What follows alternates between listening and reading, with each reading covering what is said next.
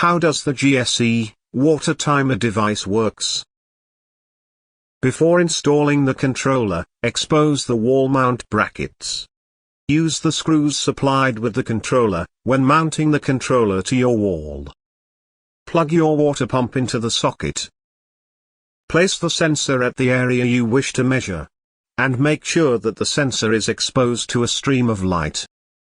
Power your controller and check that the power LED light is lit up. The water timer is a switch timer for one water pump.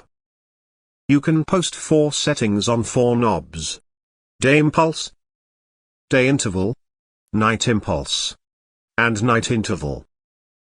The day impulse is variable from off position up to 20 minutes pump working time. The day interval ranges from 1 second to 16 hours break between cycles. The night impulse is variable from off position up to 20 minutes pump working time. The night interval ranges from 1 second to 16 hours break between cycles.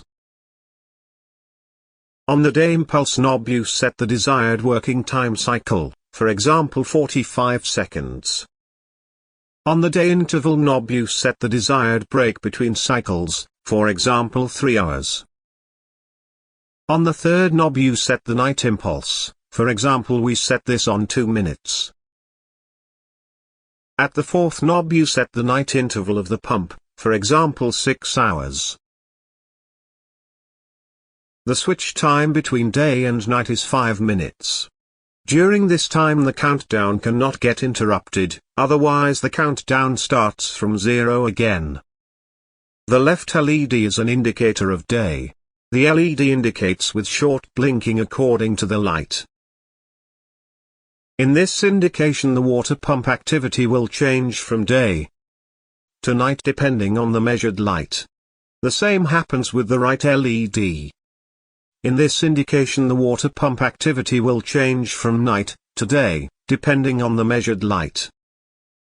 Between day and night, the amount of light always commands the pump. As long as the measured light on the probe is above the daytime limit, the device keeps your pump working for 45 seconds, which comes from the day impulse setting. When the 45 seconds are over, the pump stops for 3 hours, according to the day interval setting.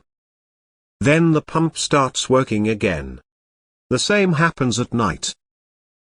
If the measured light at the probe is below the daytime limit, the device keeps your pump working for 2 minutes, which comes from the night impulse setting. When the 2 minutes are over, the pump stops for 6 hours, according to the night interval setting.